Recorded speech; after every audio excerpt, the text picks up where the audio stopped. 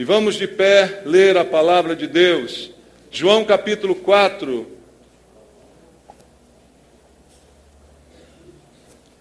Vamos ler a partir do versículo 5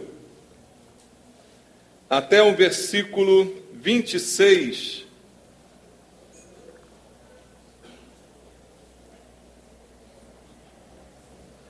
João capítulo 4, do versículo 5 ao versículo 26, diz a Bíblia: Chegou, pois, a uma cidade samaritana chamada Sicar, perto das terras que Jacó dera a seu filho José. Estava ali a fonte de Jacó.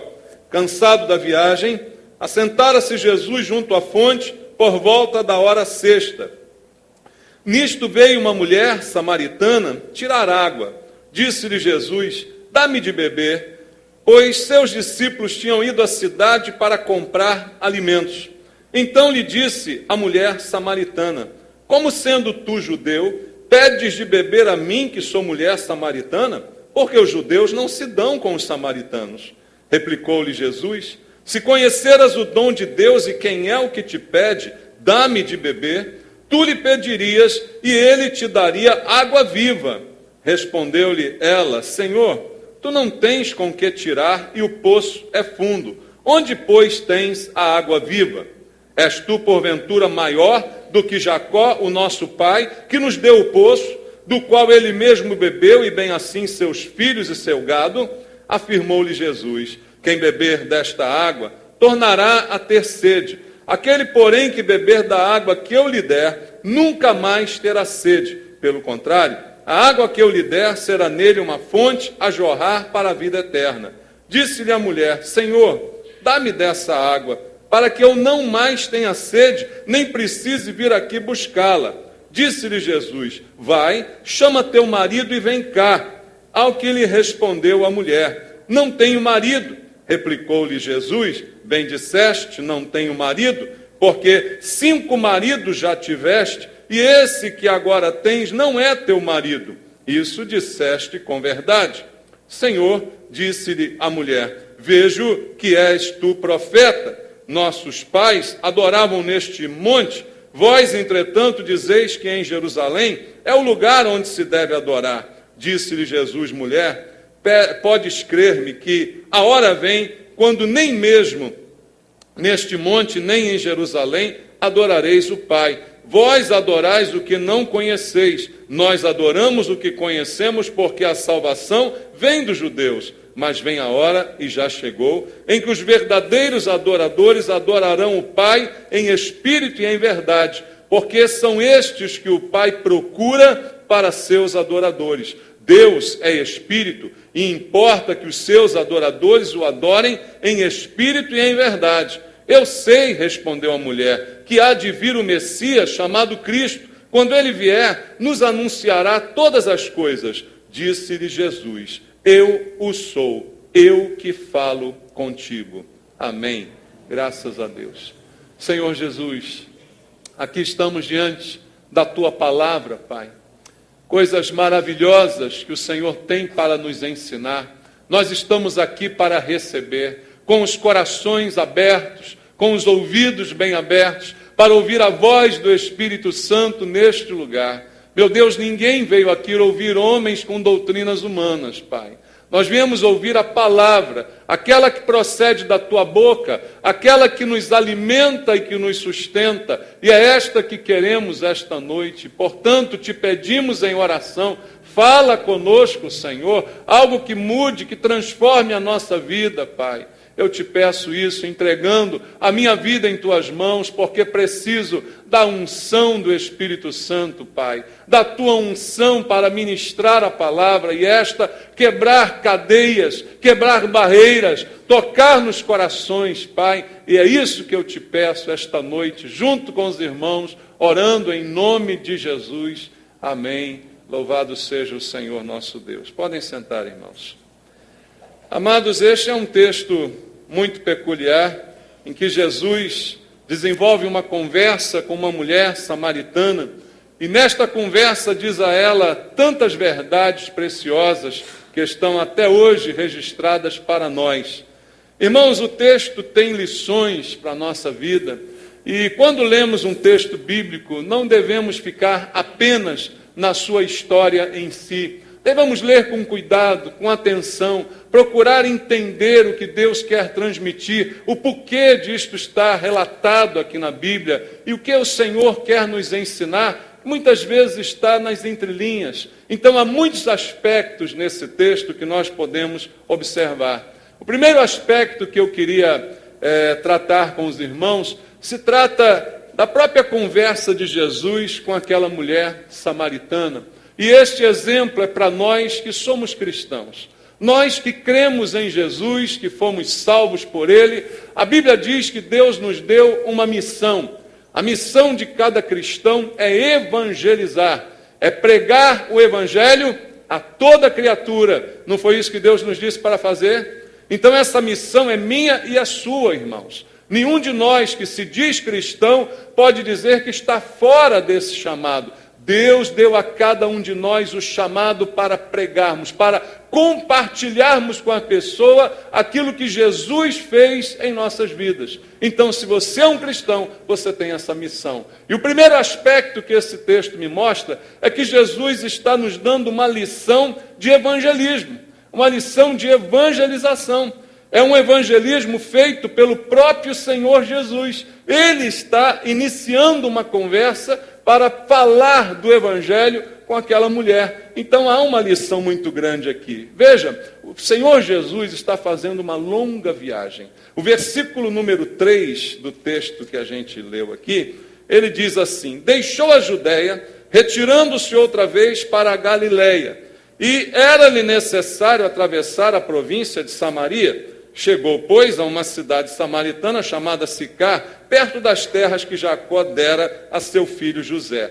A narrativa bíblica mostra para nós o caminho que Jesus percorreu.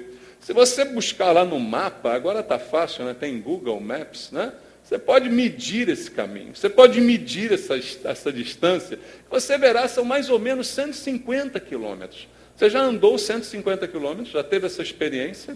Uma caminhadazinha básica de 150 quilômetros, alguém aqui já fez isso? Irmãos, vamos imaginar que estamos andando aí a uma velocidade rápida, né, de caminhada, 6 quilômetros por hora. Para fazer isso, não dá para fazer num dia só. No mínimo 2 dias e caminhando sem parar, só parando para dormir, para percorrer 150 quilômetros a pé. É esse o caminho que Jesus está fazendo, juntamente com seus discípulos, um caminho sem muito conforto, né, por estradas sem pavimentação. Assim está o Senhor nessa caminhada. 2 dias de viagem.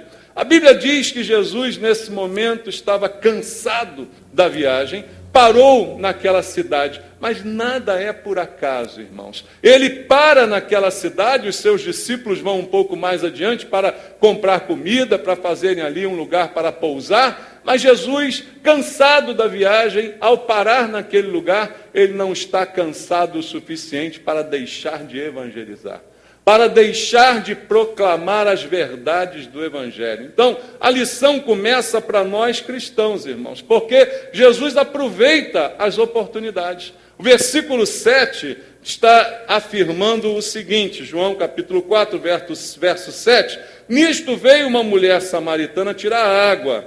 Disse-lhe Jesus, dá-me de beber. Veja, ele aproveita a aproximação daquela mulher, aproveita aquela situação para iniciar com ela uma conversa, que queria transmitir para ela, na verdade, a salvação.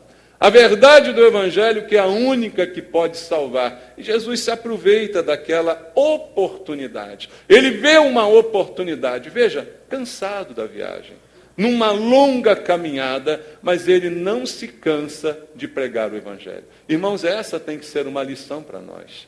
Por mais cansados que estivermos, esgotados, estressados, sempre há tempo de compartilharmos do amor de Deus para alguém que está sedento deste amor. Sempre há uma oportunidade que Deus nos dá. E nós temos que ser sensíveis e não perder esta oportunidade ou até mesmo provocar a oportunidade. Porque a mulher passa ali para tirar água, como ela fazia sempre, e Jesus aproveita o ensejo e diz, me dá água. Para iniciar ali uma conversa, para iniciar ali algo que pudesse trazer diferença para a vida daquela mulher. E veja o mais interessante do capítulo 4, no versículo 9, então lhe disse a mulher, como sendo tu judeu, pedes de beber a mim, que sou mulher samaritana, porque os judeus não se dão com samaritanos. Nós já ouvimos sobre isso aqui na igreja.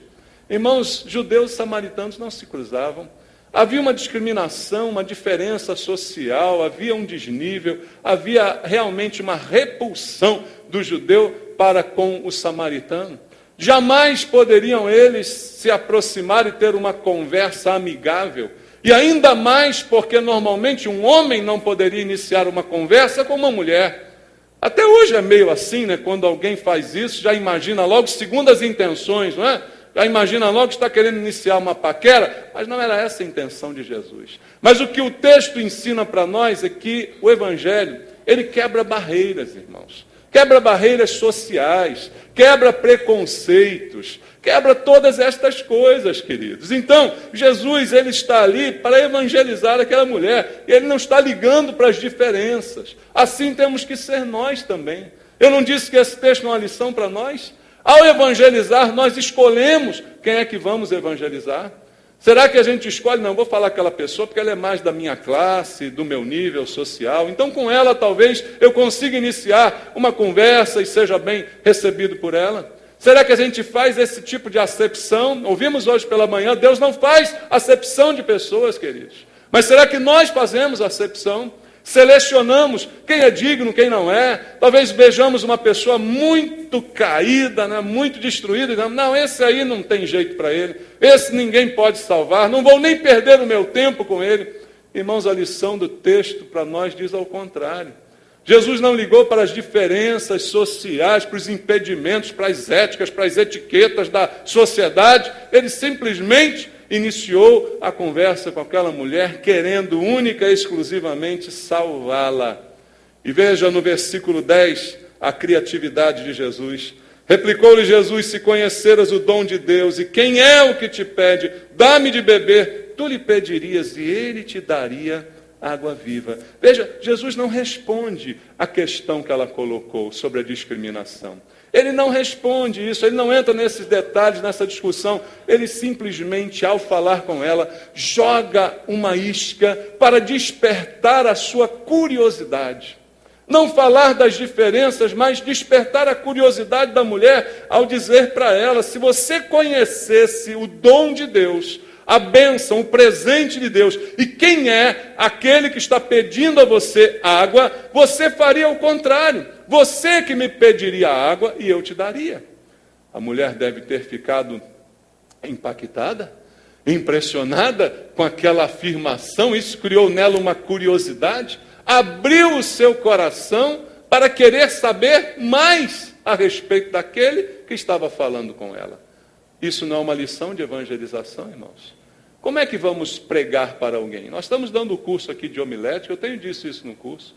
A homilética não é só para você pregar do púlpito, é para pregar no seu dia a dia. Como você pode iniciar? Você precisa ser um pregador? Não, você precisa ser alguém disposto a ser usado por Deus para levar o evangelho de uma forma que seja até criativa, como foi Jesus, instigando ali a curiosidade daquela mulher para que ela abra o seu coração e queira saber mais. Veja, às vezes queremos evangelizar jogando tudo pela goela abaixo de alguém, e a pessoa não quer mais saber daquilo, mas a gente está insistindo com aquilo. Será que dará fruto dessa forma, irmãos? Dificilmente. A gente tem que instigar na pessoa a sede, o desejo, e ela querer mais saber, ela querer mais informações, ela requisitar de nós o que é isso que há na sua vida, qual é a razão da sua paz, da sua alegria. Eu quero isso para mim. Então isso produz uma inquietação na pessoa. E assim Jesus, ele realizou esse evangelismo, não é? Ele provocou inicialmente uma visão natural da parte da mulher, porque o versículo 11 diz, respondeu ela, Senhor, tu não tens com que tirar, o poço é fundo, onde pois tens a água viva? Primeiro ela pensou no lado natural. Ora, quem é você? Você não tem nada para tirar, você começou me pedindo água, onde é que você vai ter? De onde você vai arrumar essa água? A curiosidade foi despertada, mas ela fez perguntas a Jesus para que ele pudesse, então, aproveitar a oportunidade e trazer uma visão espiritual para ela. Então, no versículo 12, ele diz assim, ela diz, né, és tu, porventura, maior que nosso pai Jacó, que nos deu o poço, do qual ele mesmo bebeu, e bem assim seus filhos e seu gado? Ela agora já começou a pensar em algo mais espiritual.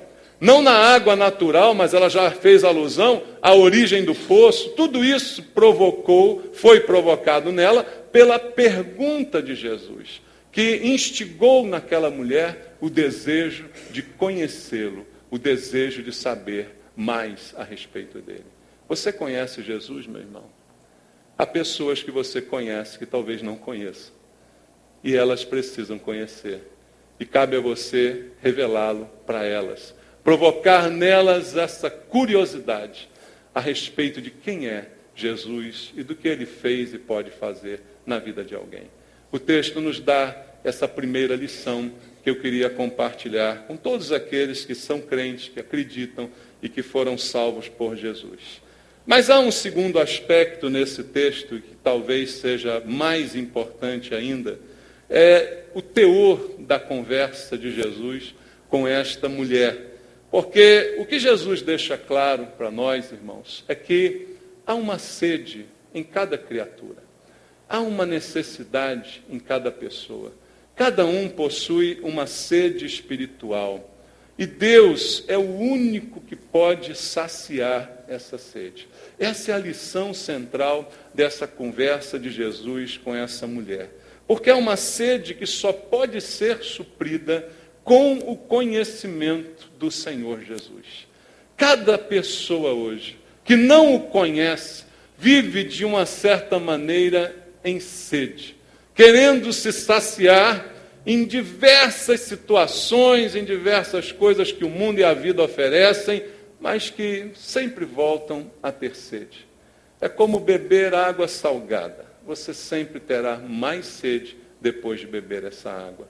Mas o que o Senhor Jesus ensinou no versículo 10 para esta mulher, se conheceras o dom de Deus, o presente de Deus, dom é bênção, é graça, é favor. Se você conhecesse a graça de Deus, e quem é este que te pede água, você é que pediria a ele água e ele te daria água viva. Aqueles que não conhecem Jesus ainda estão sedentos.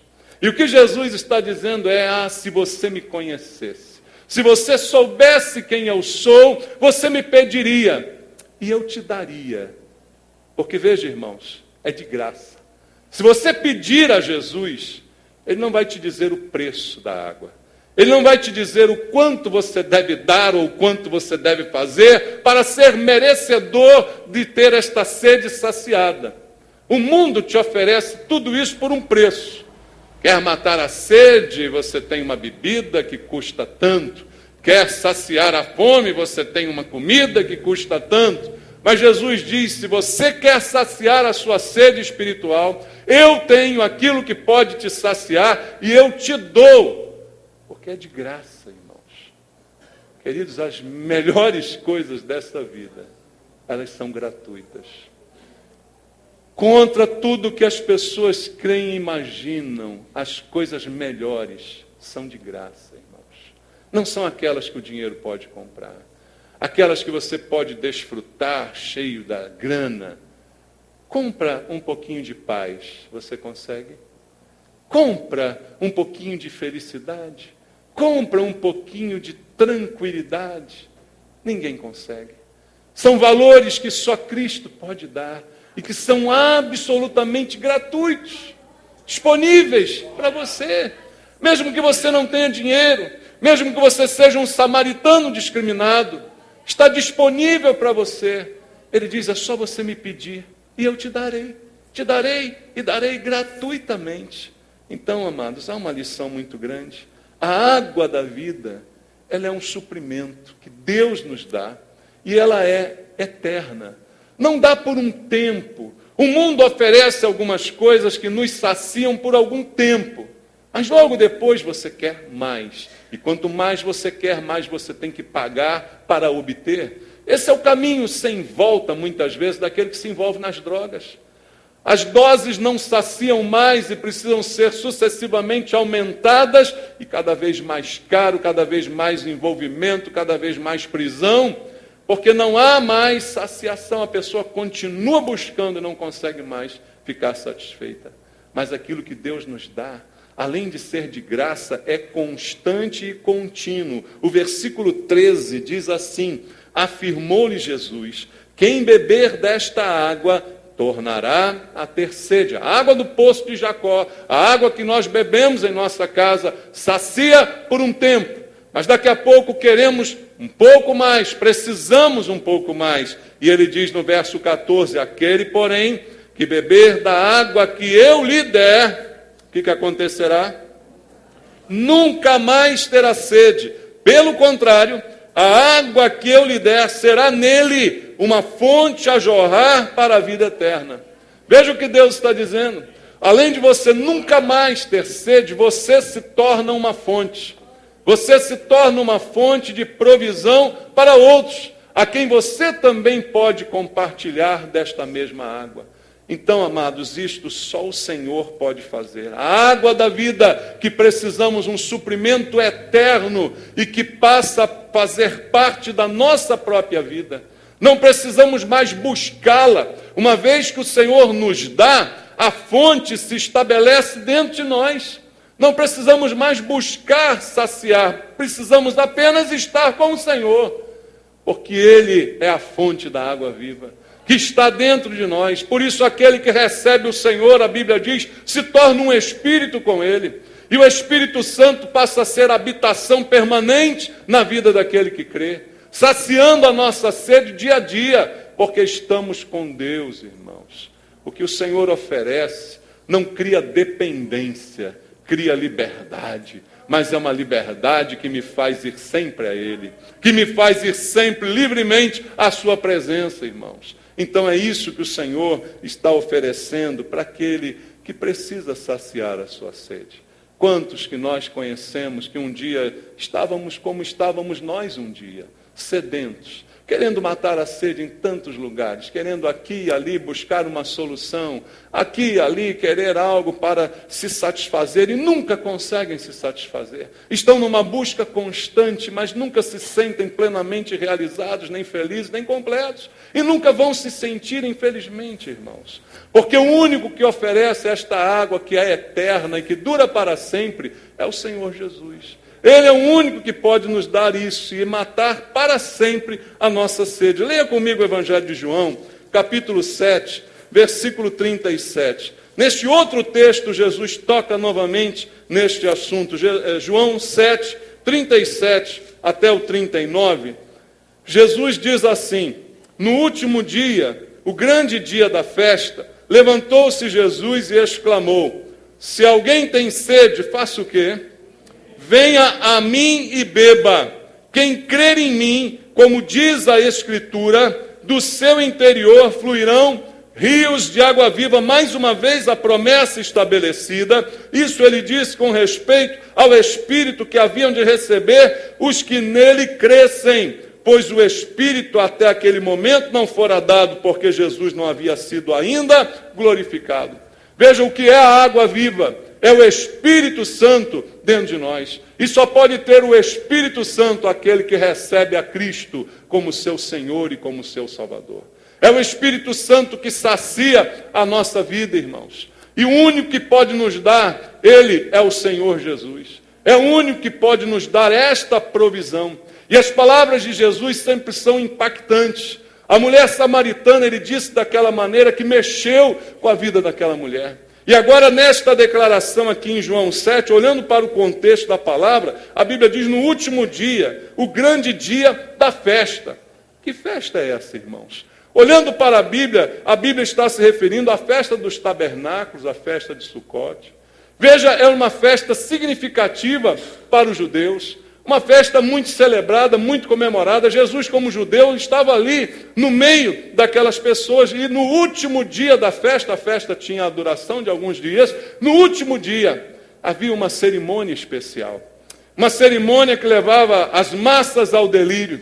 Quando o sacerdote saía do templo, pegava uma bacia, um recipiente grande e enchia aquela talha de água e depois voltava para jogar, derramar aquela água na frente de todas as pessoas, como que invocando a bênção de Deus com chuva sobre as plantações. O sacerdote realizava aquela cerimônia e o povo todo em festa o acompanhava, e ao derramar aquela água, todos entravam num êxtase, numa alegria, louvavam ao Senhor, e essa era a festa dos tabernáculos. Nesse momento da festa, Jesus dá esta palavra: se alguém tem sede, venha a mim e beba. Dizendo, olha, esta água que está sendo derramada aí, não é nada comparada à água que eu posso te dar. Quem crê em mim, como diz a Escritura, do seu interior, a água vai vir de dentro de você. Você não vai precisar buscá-la no tanque de Siloé, você não vai precisar buscar em lugar nenhum.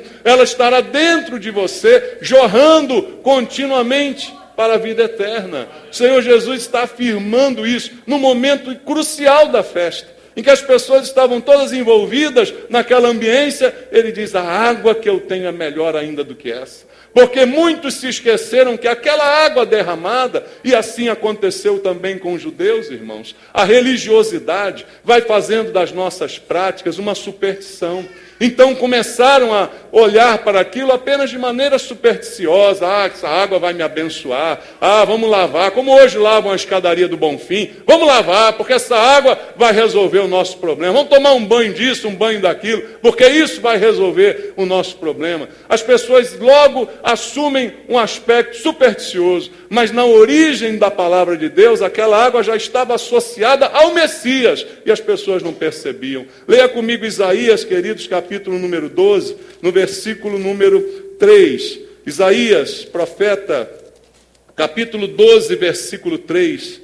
A palavra de Deus diz com relação a estas coisas: vós com alegria tirareis água das fontes da salvação, irmãos. Jesus é a fonte da salvação. Só Ele tem água que pode salvar de verdade. O que você precisa não é de ser abençoado, o que você precisa é ser salvo. Você precisa de ser salvo, e só quem pode salvar você é Jesus Cristo. Só quem pode matar a sua sede é Jesus. Não adianta chover na sua horta se você não for salvo. Não adianta a chuva vir, a bênção chegar, o dinheiro entrar, se você não for salvo. Porque se você não for salvo, tudo aquilo que você puder comprar, ter, amealhar, tudo aquilo não saciará a tua sede, a sede que está dentro da tua alma. Por isso Jesus afirmou dessa maneira: é a chuva do Senhor, é a água da salvação, é essa que nós precisamos. Amados, foi isso que Jesus disse em João capítulo 7. Agora, veja só o que ele diz também: quem crer em mim, como diz as Escrituras. Muita gente afirma que crê em Jesus. Muita gente afirma isso. E eu já ouvi da boca de muita gente a seguinte afirmação: você crê em Jesus? A pessoa diz, eu creio, mas a minha maneira. Já ouviu isso? Infelizmente eu já ouvi. E eu digo para a pessoa, a sua maneira não serve para nada. Porque a Bíblia diz, quem crer em mim, como diz as Escrituras. Eu tenho que crer em Jesus, mas de acordo com a palavra dele. É assim que eu tenho que crer em Jesus. Crer à minha maneira não tem valor nenhum, irmãos. A água que ele tem para dar é de graça, e é isso que nós estamos falando, e foi isso que Jesus disse àquela mulher. A mulher que estava sedenta, não só porque ela estava indo ao poço tirar água, mas porque Jesus conhecia a vida daquela mulher. E o texto nos mostra realmente tudo o que o Senhor sabia sobre a vida dela. Assim como Deus conhece a vida de todos nós. Ele sabe de verdade se nós estamos satisfeitos ou não. Ele sabe de verdade se você ainda está sedento ou não. Ele sabe de verdade como é que anda a sua vida, o que você tem feito. Ele conhece todos os detalhes da sua existência. O Senhor Jesus é assim, irmãos. Ele sabe e Ele oferece água para você e diz, é de graça. Eu te dou água. Água que vai matar completamente a sua sede. E veja, Ele não fez à mulher nenhum pré-requisito. Ele disse, se você pedir, eu te dou. Assim é a salvação. Qual é o requisito para ser salvo? Você tem que fazer um curso para ser salvo? Você tem que cumprir um ritual para ser salvo? Você tem que fazer um sacrifício para ser salvo? Você tem que subir alguma escada de joelho? O que é preciso para você ser salvo? Nada. Pedir, porque Deus de graça dá a salvação. A salvação é um dom de Deus, irmãos. Nenhum pré-requisito foi feito à mulher. Nem que ela mudasse de vida. Veja, Jesus não diz para você, olha, se você mudar de vida, eu vou te salvar. Ele diz isso? Não. Ele disse para a mulher, apenas me peça. Se você me pedir, eu vou te dar. Ele não diz para você, olha, quando você mudar, consertar tudo na sua vida, aí eu salvo você. Para que você se ache merecedor?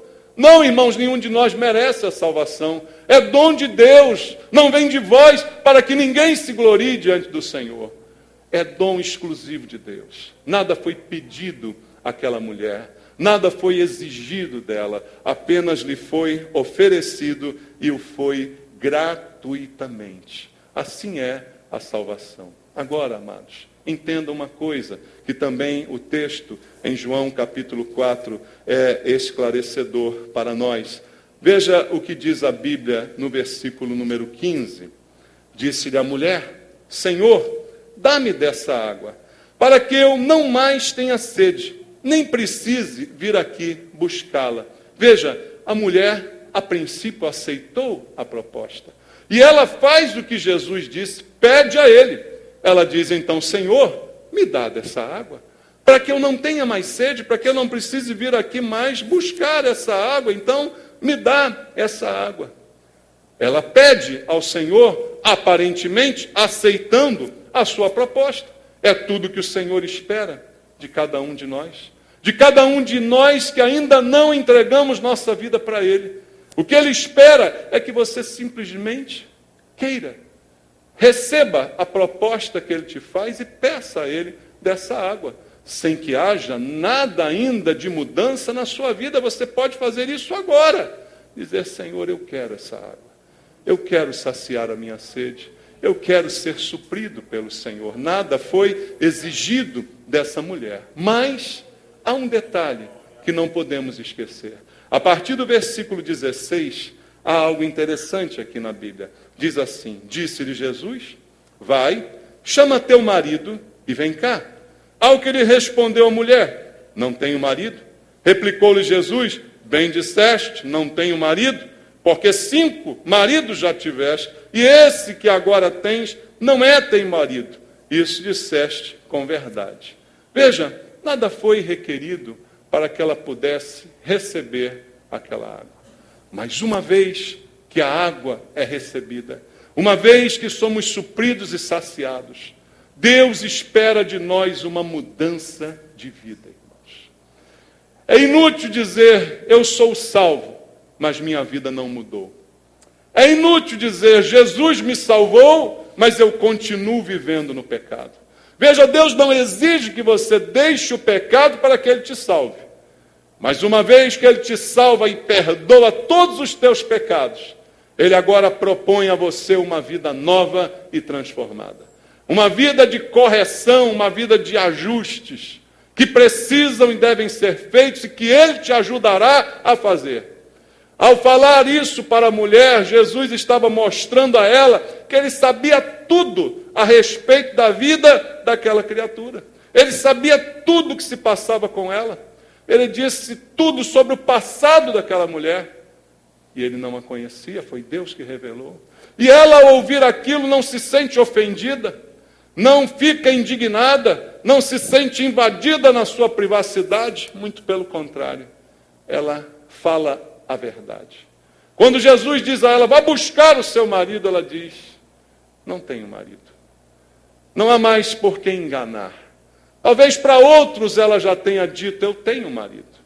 Talvez para outros ela tenha afirmado, eu tenho um marido.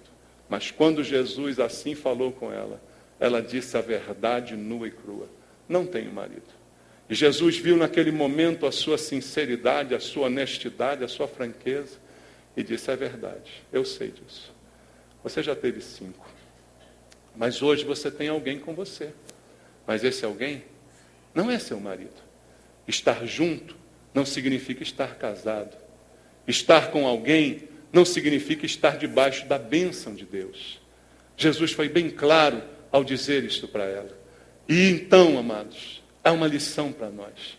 Nossos erros precisam ser corrigidos.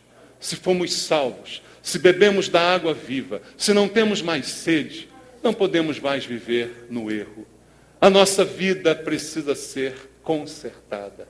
Veja, Jesus disse a ela de uma maneira bem simples, 5. Mas este agora não é seu marido. Há algo diferente nesse relacionamento, que não foi feito diante da vontade de Deus. Então eu não chamo a isto casamento. É o que Jesus disse para ela. E a vida daquela mulher é bem propícia de ser analisada, porque era uma mulher sedenta. Era uma mulher que trocava de marido como quem trocava de roupa. 5 ela já teve. Mas nenhum deles saciou a sua sede. Nenhum deles supriu o seu emocional. Nenhum deles completou aquela mulher. Não sabemos se ela era viúva, se ela era divorciada. Não sabemos qual a situação.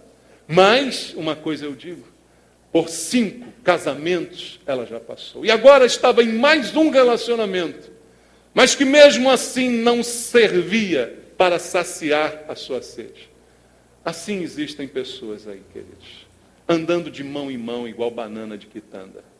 Andando de mão em mão, de boca em boca, e não saciam a sua sede. Ficando com um e com o outro, como hoje está na moda, e não saciam a sua sede. Se apegando a um e a outro, andando pelos bares da vida, num copo e no outro, numa dose e noutra, e não saciam a sua sede. Já tiveram 5, 10, 15, ou mais. Já tiveram muitos. E hoje talvez tenham um relacionamento, mas que não é abençoado por Deus, que não está dentro dos princípios do Evangelho do Senhor. Há uma sede que não é suprida, que não é saciada. E Jesus conhece essa tua sede, meu irmão, minha irmã. Porque assim como foi com uma mulher, acontece também com homens. Há homens andando por aí também, achando que são os maiorais, se vangloriando do número de mulheres que já pegaram, assim dizem eles. Se vangloriando do número de relações sexuais que já tiveram, mas que não se saciam com nada. Homens que têm a sua esposa, mas insistem num relacionamento paralelo. E tem um, tem 2 e não se saciam de maneira nenhuma. Eu quero dizer para você, se essa é a tua situação, você que está aqui, você que está ouvindo pela internet, se esta é a sua situação, Jesus tem o suprimento que você precisa. Jesus tem aquilo que vai saciar a tua sede. Você não vai precisar mais ficar aí andando de mão em mão. Você não vai precisar mais ficar por aí dessa forma. Mas uma coisa eu digo a você, como Jesus disse àquela mulher, se esta é a sua situação, ela precisa ser corrigida. Ele quer te salvar e a salvação é de graça. Ele não te cobrará nada para perdoar o teu passado. Mas o teu futuro precisa ser diferente. O teu presente e o teu futuro precisam mudar através da ação do Espírito Santo que Ele vai colocar dentro de você e que será o suprimento da tua sede. Isso precisa acontecer para que você não ande mais por aí sedento de relacionamentos, sedento de emoções, sedento de dinheiro, sedento de coisas. O Senhor tem tudo aquilo que você precisa, mas uma coisa é preciso: depois que Ele te der a água que mata a sede, o Espírito que supre você, a tua vida precisa mudar. E foi o que aconteceu com aquela mulher. Veja, amados, o que diz o versículo 19. Senhor, disse-lhe a mulher, vejo que és profeta. Ela viu nele a revelação de Deus, a profecia, a boca de Deus falando para ela. E, amados, quando Deus fala, não adianta resistir, Não adianta negar, não adianta disfarçar, não adianta dar nome bonito para o pecado. Se Deus está falando, a Bíblia diz uma coisa só para você: se hoje ouvirdes a sua voz, não endureçais os vossos corações. Não adianta você ficar dizendo, não é comigo que Deus está falando, é contigo sim. Se você está junto e não é casado, case, é contigo que Deus está falando. Tome vergonha na sua cara e case. Faça o que tem que ser feito, acerte a sua vida diante de Deus, diante dos homens. É contigo que Deus está falando. Abra o teu coração, não endureça o teu coração, porque senão a sede continua. Enquanto as coisas estão erradas, há uma sede, há um desconforto, porque a culpa assola o ser humano, a culpa massacra as pessoas, e Deus tirou toda a culpa. Deus consertou todos os teus pecados, Ele apagou. Então agora, viva de uma maneira diferente, meu amado. É o que Deus está requerendo de nós, e aquela mulher enxergou isso. É Deus que está falando. Faça como aquela mulher, veja que és profeta, não é o pastor Maurício que está falando, é Deus que está falando contigo, para que você possa mudar completamente. E veja o que aconteceu com essa mulher no versículo 20. Ela diz, nossos pais adoravam neste monte, vós, entretanto, dizeis que em Jerusalém é o lugar onde se deve adorar. Veja, algo mudou na vida dela. Ela até questionou agora a sua própria religião, porque como samaritana ela foi ensinada a cumprir aqueles rituais, a adorar no poço de Jacó, a adorar nos montes de Samaria. Mas os judeus diziam, não, é em Jerusalém o lugar. Então aquilo que Jesus fez com que ela questionasse até a própria religião. E é isso que acontece, amados, quando alguém é salvo. Veja, Jesus não está falando de religião, ele está falando de salvação. E aí muita gente fica, não, eu tenho a minha religião. Eu estou preso às minhas religiões, aos meus princípios das minhas religiões. Joga isso no lixo, meu amado. Jesus quer matar a tua sede. Jesus não quer te dar uma religião, Ele quer te dar salvação. É isso que você precisa, é de salvação. É isso que Ele tem para te dar. Então ela começa a questionar, e ela pergunta, o Senhor é profeta, então me diz, aonde é que se adora? É em Jerusalém? É em Samaria? Que confusão é essa? Me esclarece, pelo amor de Deus. E aí Jesus começa a dar aula de escola dominical para ela. Ela está agora transformada, ela está agora já apta a receber um ensinamento. Jesus começa a ensinar para ela os princípios, os rudimentos, e ele diz no versículo 21, mulher, podes crer que a hora vem, quando nem neste monte, nem em Jerusalém, adorareis o Pai. Vós adorais o que não conheceis. Nós adoramos o que conhecemos, porque a salvação vem dos judeus, é verdade. Mas vem a hora, e já chegou, em que os verdadeiros adoradores adorarão ao Pai em espírito e em verdade, porque são estes que o Pai procura para seus adoradores. Deus é espírito, e importa que os seus adoradores o adorem em espírito e em verdade. Jesus está dizendo, não é nesse monte, não é no templo, não é num lugar, não é em volta de um sistema religioso, mas é em espírito e em verdade. É assim que um verdadeiro adorador tem que fazer. Não se preocupe com o lugar nem com a forma, mas sim em ser verdadeira a sua adoração, em ser de coração, porque o Senhor está procurando quem o adore. E Deus é o único que conhece o nosso coração, sabe as motivações do nosso coração. Muitas religiões propõem uma adoração em troca de alguma coisa. Eu não adoro a Deus porque Ele vai me dar alguma coisa, mas porque Ele é digno da adoração, porque Ele é o único que pode ser adorado. Então é isso que a gente precisa entender, irmãos. É a adoração a quem de fato nós devemos adorar. Ele é o motivo, então. Não é em coisas materiais, é em espírito. Deus é espírito, Deus não é coisa, é o que Jesus está dizendo. A gente que adora bezerro, a gente que adora ouro, a gente que adora dinheiro, adora posição social, adora tudo que o mundo oferece. Mas Deus está dizendo, Ele é espírito, não é coisa. O motivo da nossa adoração não é um objeto, é espiritual. E é em verdade, em espírito e em verdade. É assim que se adora ao Pai, é assim que o Senhor disse para aquela mulher. Algo completamente novo que ela nunca tinha escutado antes. E talvez você também nunca tenha escutado dessa maneira. Mas diante de todas essas revelações que Jesus fez a ela, ela simplesmente se rendeu. O versículo 25 diz: eu sei, respondeu a mulher, que há de vir o Messias, chamado Cristo. Quando ele vier, nos anunciará todas as coisas. Disse-lhe Jesus: eu o sou, eu que falo contigo. Ele se revelou diretamente para aquela mulher, diretamente. Poucos ouviram essa revelação direta de Jesus: sou eu o Messias. E aquela mulher samaritana, sem qualificação, discriminada, em pecado, ouviu a revelação da boca do próprio Senhor Jesus. Amados, nós lemos o texto até aqui. Eu deixo o dever de casa para você ler o final da história. Leu a conclusão desse texto.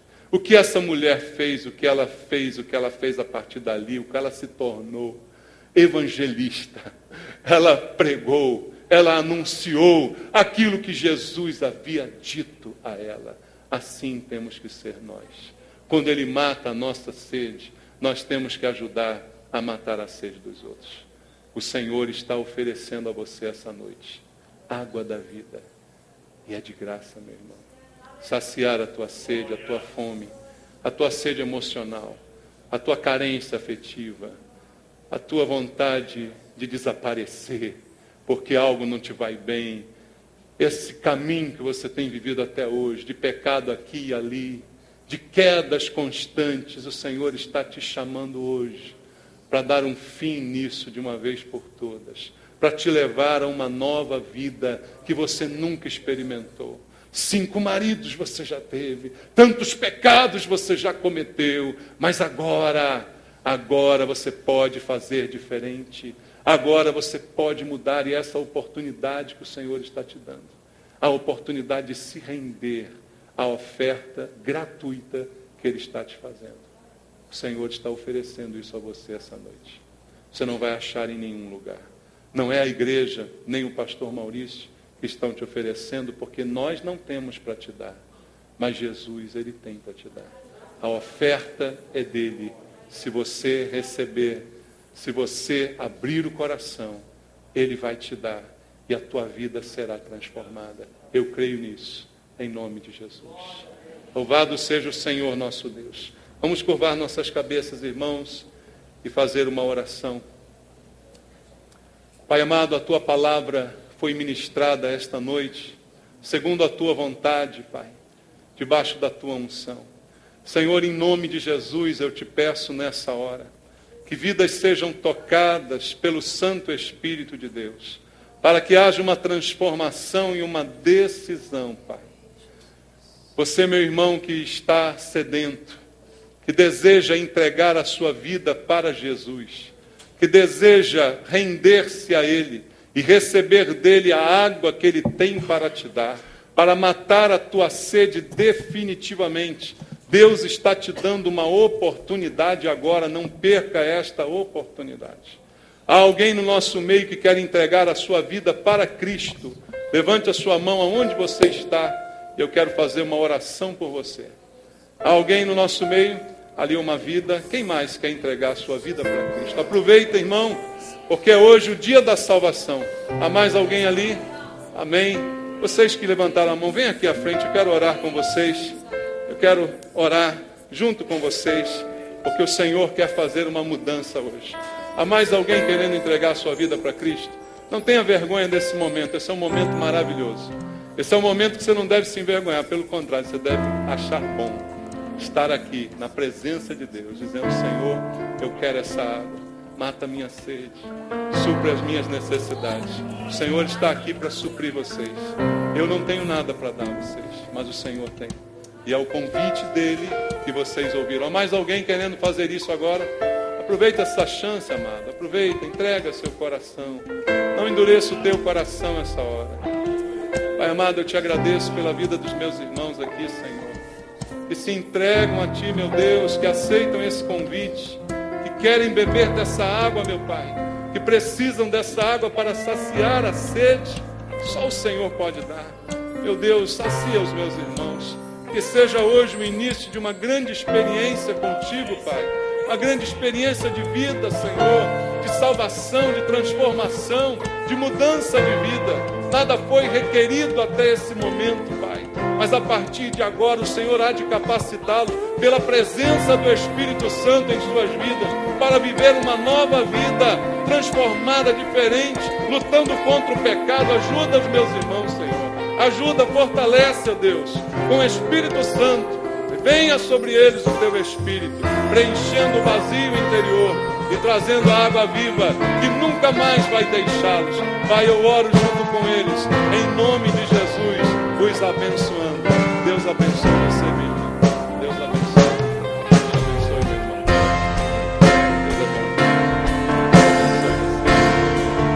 Deus abençoe. Vamos louvar ao Senhor. Os irmãos vão distribuir a ceia do Senhor. Você que é cristão está convidado. A unção que vem do trono, derramada como óleo, fortalece o meu homem interior. Obrigado, Senhor.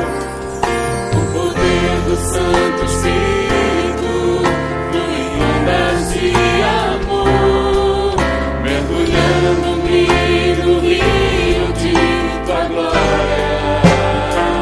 Quero água viva. Quero água viva de tuas fontes, Senhor. Saciar a sede nas águas do teu amor, nas águas do teu perdão, nas águas da tua unção. A unção que vem do trono, derramada como óleo, fortalece o meu homem interior. Obrigado, Pai. O poder do Santo Só esse Espírito flui em ondas de amor, mergulhando-me no rio de tua glória. Quero água viva.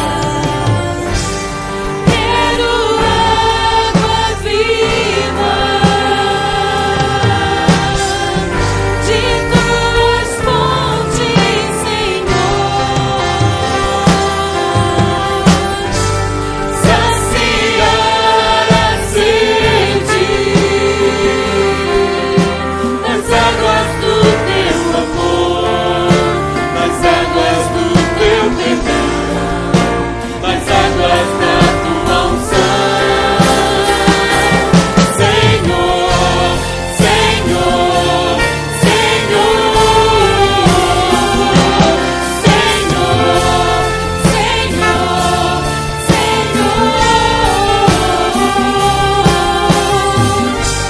Quero água viva de tuas fontes, Senhor.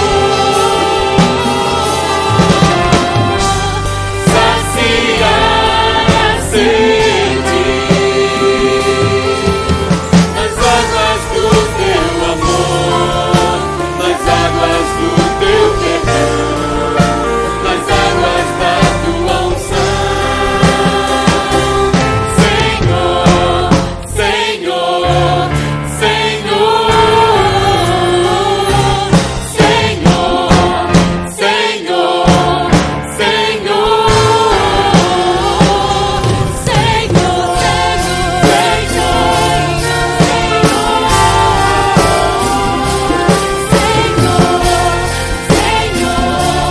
Senhor,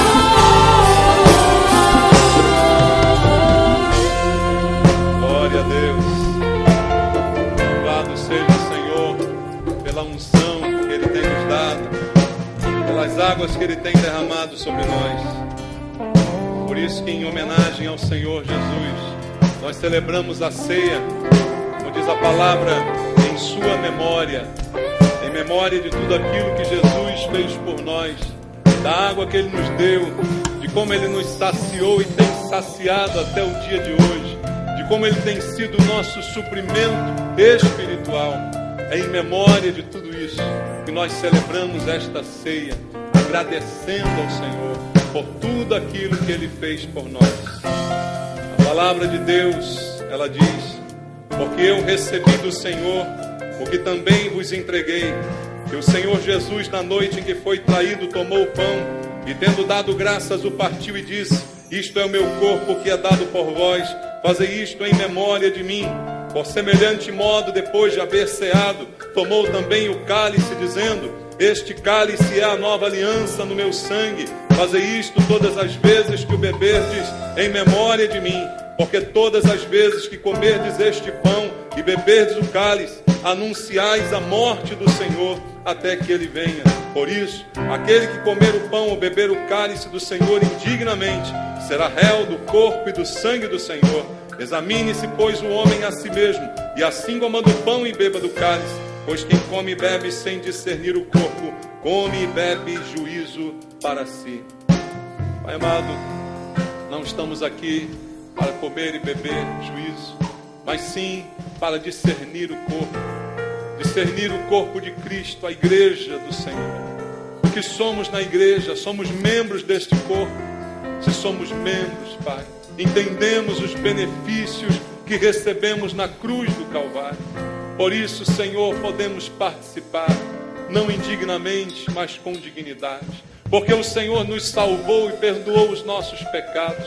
Nós te agradecemos, Pai, pelo pão que partimos, por tudo aquilo que Ele representa, pelo Teu sofrimento na cruz, que nos trouxe vida e vitória, Senhor. Obrigado pelo que foi feito por nós e pelo que o Senhor passou. Te agradecemos e oramos em nome de Jesus. Amém. Participemos do pão.